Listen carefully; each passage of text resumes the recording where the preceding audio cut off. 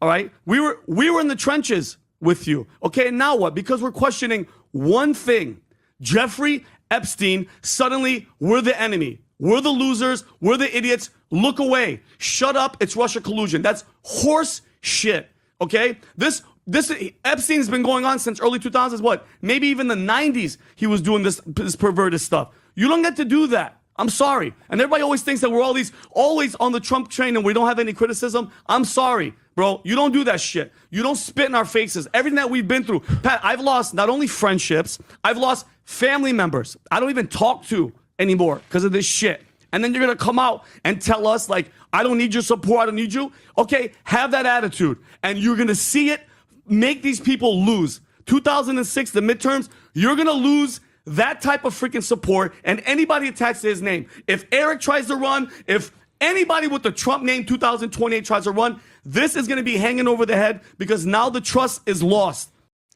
So that is Vinny Oshana, who we've actually discussed in previous videos. He's a frequent guest of Piers Morgan's, and that was on the Patrick Bet-David pro-MAGA podcast. These are iconic MAGA podcasters and influencers, wildly successful, even though I loathe their political views, and they are unapologetically pro-MAGA. And Trump attacking MAGA over the Epstein debacle, as we've discussed in multiple videos, has caused Vinny to have a total meltdown. He is finally speaking up in critical, blunt language against Donald Trump directly.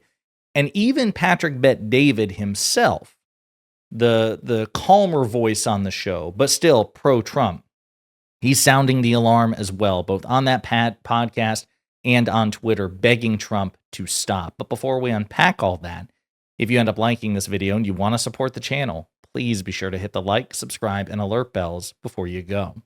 All right, friends. So Patrick Bet-David goes on Twitter last night, and he says, no one is bringing more attention to the Epstein files than President Trump. It's getting out of control. An insider should have a conversation. His team made promises they didn't keep. The base is pissed. Rightfully so. Your base is not your enemy. Focus on regaining trust. Now, that got 21,000 likes, about 2,000 comments. Okay. Now, some people pushed back and said, you're 1,000% wrong. How did Trump's people not keep their promises? They did an investigation. They came to a conclusion and they announced their conclusion. Are you aware of some evidence that you've seen that they have not, or just guessing?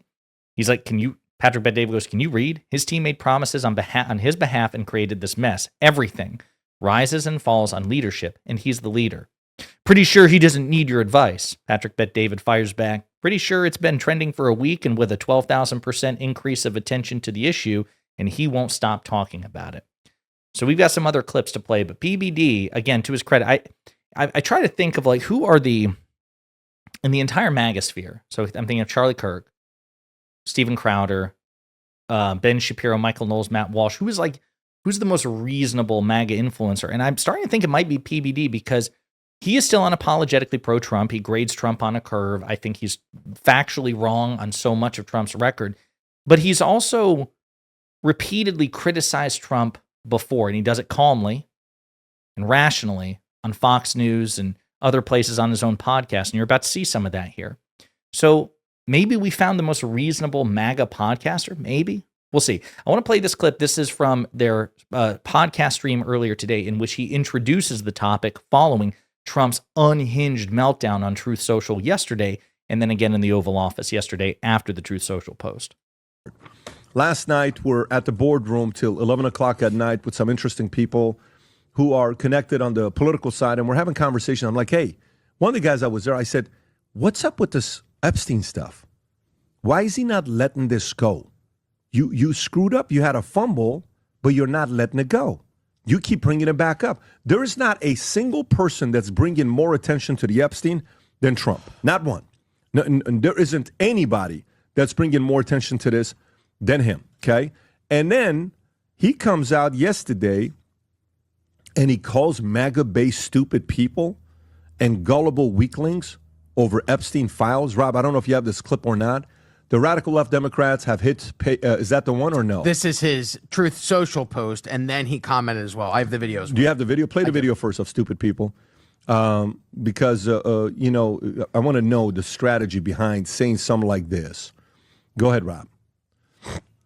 All this intrigue over the Epstein files, but I do want to ask you to clarify something you said this morning. You said this was all a hoax. Has your attorney general told you this was a hoax? What evidence have you seen It's of not that? the attorney general. No, I know it's a hoax. It's started by Democrats.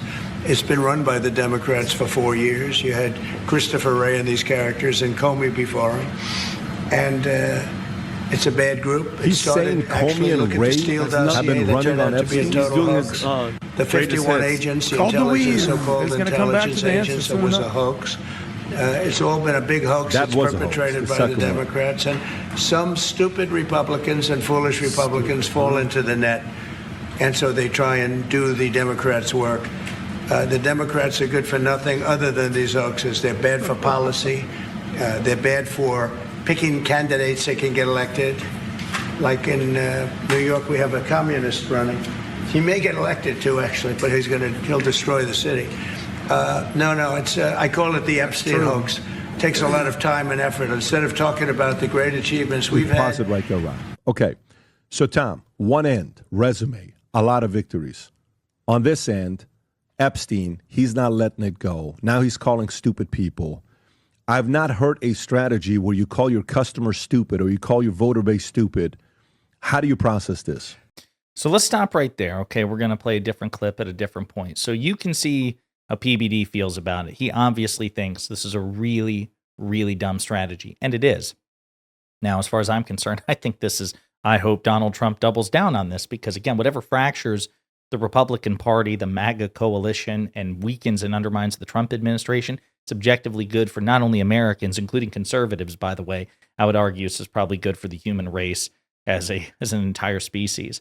But PBD very calmly is pointing it out. That is, you got to understand. So, and I think this might be part of it. I don't know if Patrick Bet-David is a Trump cultist. I really don't. He might be the first one I have found who is a MAGA podcaster, maybe Ben Shapiro, but I think Shapiro's slimier in the sense that Shapiro just has constantly violated his own principles, particularly in the last couple of years for Trump's benefit as Trump gets more unhinged and authoritarian. But PBD is actually calmly diagnosing the situation from a business perspective, right? Which is you're insulting your clientele, you're insulting your customer base to the extent that there's a political analogy here. Those are your voters. Now, Trump, of course, I suppose on paper, isn't running for re-election, right? Because the 22nd Amendment has him term limited. Of course, he's also threatened to run for a third term unconstitutionally anyway. So maybe he just doesn't care. Maybe, again, as I've said, I think that he has been conditioned by his base to look at the base as a cult. And again, I have to emphasize this. That's not a total delusion by Trump. As terrible as Trump is treating his base, and he is terribly treating them, abusing them in a lot of ways, they have set themselves up for that in the sense that they have conditioned Trump. They have contributed to the assessment of Trump that he can say and do whatever he wants, and he gets to dictate their lives from on high down. They've contributed to that. So we're finally seeing this dissonance here, this collision. And so I like actually how PBD diagnoses it, even though he's doing it from a position of he's wanting Trump to stop just because he likes Trump and wants Trump to succeed. I want Trump to fail in terms of all the terrible things he wants to do. If Trump had a really good idea, I would want him to succeed, but can't really think of one, right? So I want to play this one last clip because, and I don't know what the hell this is, but they have this map of consciousness thing. It sounds like, I don't know, it just sounds like MLM, nonsense. And I want you to see the word, the emotion that they associate with Trump on the Epstein files. I actually don't. I don't Wait, Trump in this? Yeah. Where does Trump in this, right? On the way he's handling the Epstein. Would you go fear? I would put fear. He's scared. I think They think he's afraid. Of course, then we can speculate as to why might Trump be afraid in a situation like this. But the bottom line is he is acting in a state of panic, in a state of fear, and even his MAGA influencers are recognizing it. Now, will they fall in line? Charlie Kirk wants to desperately. Ben Shapiro obviously is. Benny Johnson really he's trying to go back and he's trying to have his cake and eat it too.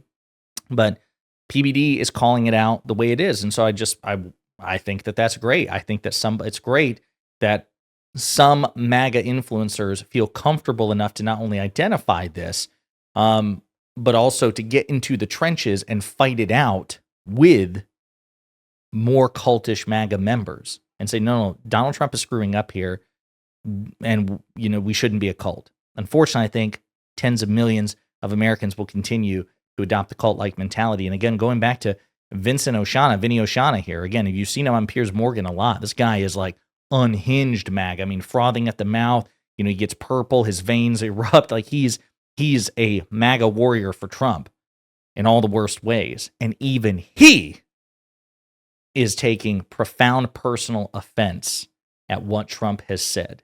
That's how you know Trump is screwing up spectacularly. And we'll see what happens. But in the meantime, let me know what you think in the comments.